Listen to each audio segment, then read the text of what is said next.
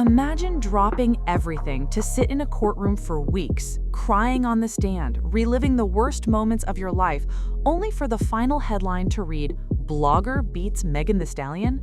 That's exactly what half the internet screamed on December 1st, 2025, when the verdict dropped in the Megan Thee Stallion versus Milagro Graham's defamation case. The other half popped champagne for Megan because technically she still walked away with a win. Confused? Good. Keep watching because the full story is way wilder than any headline can fit. It all started back in October 2024 when Megan quietly filed a lawsuit in Florida against the blogger known as Milagro Grams, real name Milagro Cooper. For almost 4 straight years, Grams had built a huge chunk of her platform questioning everything about the 2020 incident involving Tory Lanez. Post after post, live after live, she kept pushing the narrative that Megan wasn't telling the full truth. Some of the claims got so loud that Lane's own supporters started tagging Grams as their unofficial spokesperson. The blogs ate it up, the comments went insane, and Megan finally said enough. She accused Grams of harassment, intentional emotional distress, and promoting an altered video that she said misrepresented her, a claim the jury later agreed with during the trial. That deepfake clip spread like wildfire, and according to court exhibits, Grams had directed viewers toward the clip while discussing it with her audience. Fast forward to trial. Megan took the stand and didn't hold back. She talked about how every new post felt like someone reopening a wound that never got the chance to heal. She described waking up to thousands of strangers calling her a liar, how it messed with her mental health, how it followed her into dressing rooms and award shows. The jury listened to all of it. They watched the deepfake, they reviewed the timestamps showing where Grams referenced the clip. And when it came time to vote, they sided with Megan on 3 major counts: civil harassment, intentional infliction of emotional distress, and promoting the altered video. Initial award? $75,000. For a blogger, that's life-changing money.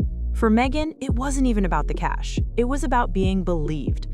Everyone thought the story ended right there, until the judge dropped a bombshell nobody saw coming. I'm not even to the craziest part yet.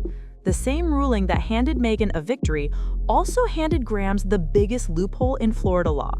Stick around because what happened next turned a clear win into the most debated court decision of the year. The jury had already spoken. Grams was liable on several counts. Megan was entitled to compensation based on that verdict. Case closed. But then the judge stepped in with one technical ruling that flipped everything. Florida has this law that says if you're going to sue a media figure for defamation, you have to send them an official pre-suit notice first, basically a formal letter giving them a chance to take it down or correct it. Megan's team never sent that exact paperwork. Grams' lawyers argued she's media because she reports news, runs a blog, and has press credentials for events. The judge agreed. Overnight, the defamation count vanished. Poof. That single move slashed the payout from $75,000 down to $59,000. Grams' attorney rushed out a press release calling it a full victory, saying Miss Cooper ultimately prevailed. Blogs ran headlines screaming, "Megan loses defamation case," and the celebration on one side was instant. Megan didn't even let 24 hours pass before she hit X and shut it down. She posted the actual court documents and wrote, "Here they go, lying again, as usual. Know how to read." She made it clear. The jury still found Grams liable for promoting the altered clip and for harassment-related claims. The defamation piece got dismissed on a procedural technicality, not because the jury concluded Grams was correct. Within hours, the judge made it official, signed the final judgment, and the $59,000 became the new number. Grams hopped on a plane, posted a video from the airport laughing, telling every blog they had exactly 1 day to fix their fake news or else. She even joked about the clock starting now. The comment sections turned into a battlefield, one side calling it the biggest W for bloggers ever, the other side pointing out that $59,000 is still money Grams has to pay, plus something way scarier. Because here's the part nobody's talking about loud enough yet: attorney fees. Florida has another law that says when someone is found liable for promoting altered or misleading content that harms someone, the winner can ask the loser to cover every single lawyer bill. Meghan's legal team is already preparing that motion. We're talking high-end Miami attorneys, years of depositions, expert witnesses on deepfakes. Some estimates floating around say that final tab could climb into the 7 figures. Graham still has a short window to appeal, but once that clock runs out, Meghan's side can file for every penny they spent fighting this. Suddenly, $59,000 starts looking like the cheapest part of the whole bill. And that's exactly why both sides are still swinging on social media. Graham's keeps saying she prevailed. Meghan keeps saying, stop rewriting history. The blogs are cautious about their headlines now because nobody wants to be the next source caught in a legal dispute. One thing is crystal clear. This case became a new example of how courts weigh online commentary, responsibility, and the boundaries of reporting. But while everyone was busy arguing over court papers, another chaotic event was unfolding in real time, and somehow the same names kept popping up in the same timelines. Right when the courtroom drama hit fever pitch, Blueface decided the timeline needed more smoke. Fresh out after serving his sentence, he threw the most chaotic welcome home party of 2025. Family, friends, golden retrievers running around, the usual. Except one of those dogs, Akira, almost ended up in a tense moment with the last person you'd expect, his own mom, Carlissa. Cameras caught her moving toward the dog in a way that sparked concern, and the clip spread faster than the court documents. Fans immediately started calling her out again. Why is she always in grown folks' business?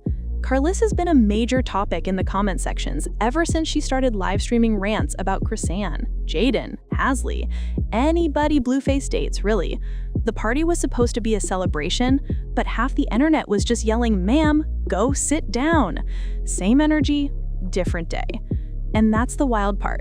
These two stories, Meghan versus the blogger, and Blueface's never-ending family circus, keep colliding in the same feeds, same group chats, same shade pages. One is about accountability and how far someone can push a narrative before it costs them. The other is about boundaries and when the people closest to you become the loudest voices online. Both are messy. Both are public. Both show what happens when personal pain gets turned into content for strangers. So 8 months after the trial started and weeks after Blueface walked free, here's where everything sits. Meghan proved her point. Keep my name attached to false narratives or altered content, and there will be a price. Graham's proved hers. Call yourself media, use the legal system's technical structure, and sometimes it gives you a lifeline. Blueface proved the drama never actually stops. It just changes addresses. Carlissa proved moms on the internet are undefeated when it comes to speaking first and deleting late. At the end of the day, this isn't just about $59,000 or a dog almost getting caught in a tense moment at a party. It's about where we draw the line between gossip and harm, between joking with the timeline and weaponizing it. The blogs will keep eating, the courts will keep ruling, and the comment sections will keep arguing. But every time someone hits post now, they have to ask themselves one question. Is this worth a lawsuit? Because Meghan just showed the receipts that sometimes, yeah, it actually is. Drop your take below. No judgment, just real talk. Was the final ruling fair, or did a technicality simply shift the outcome? And can Carlissa ever just enjoy the party without going viral for the wrong reason? I read every comment. Until the next headline breaks, stay out the blogs and protect your peace. We'll talk soon.